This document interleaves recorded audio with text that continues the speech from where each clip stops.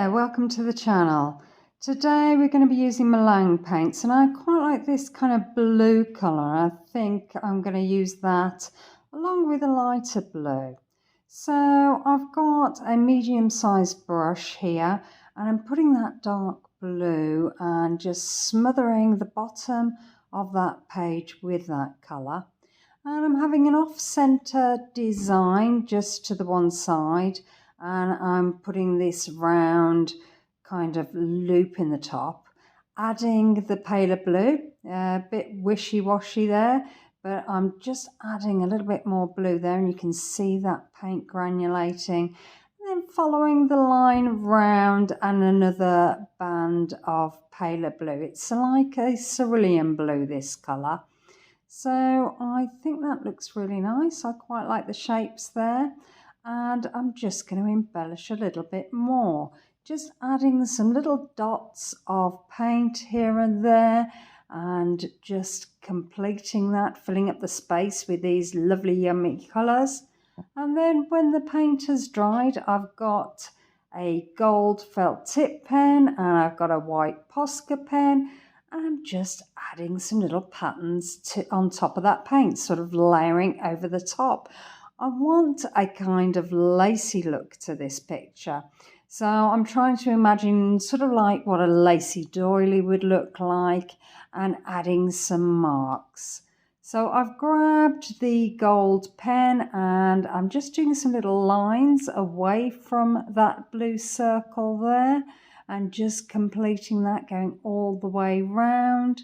And then I'm going to be grabbing the white pen and adding some little dots here and there, and then connecting those dots with that white paint pen.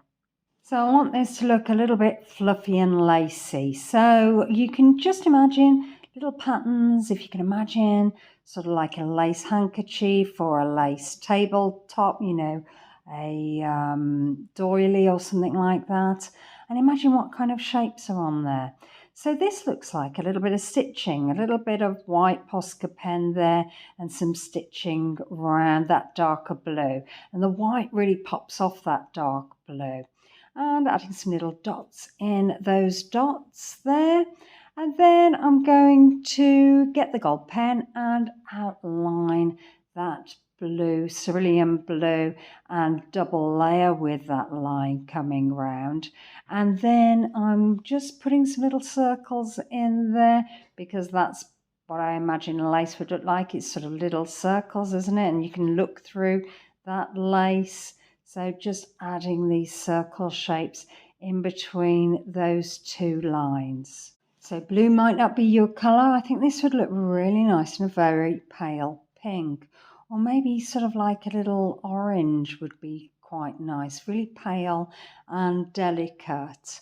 So I'm just adding some little lines coming from those circles, so that's representing that lace coming away, and then adding some more shapes at the bottom there. So double layering that with that wavy kind of shape that comes round, and then adding some little round dots with that Posca pen. I'm just continually alternating with the pens, so whatever comes to mind, I'll pick up the one colour, add some detail, but then I might change my mind. So you can see here, I'm just adding some little white dots to those gold lines that I'd put down previously. And I think that really works well together, having those two contrasting colours. It's very, very hard to see here. It looks a little bit better when you see it face to face than actually on the camera, but adding some little gold dots there, and I think it makes that blue look a bit velvety. Just gives it that lovely texture that you actually want to reach out and touch it, very tactile to look at. And then adding these border of lines around that bit of velvet.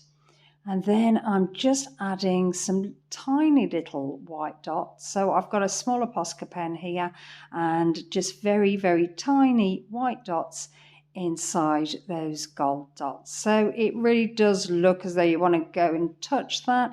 It looks like a piece of material, and that's the kind of look I'm looking for.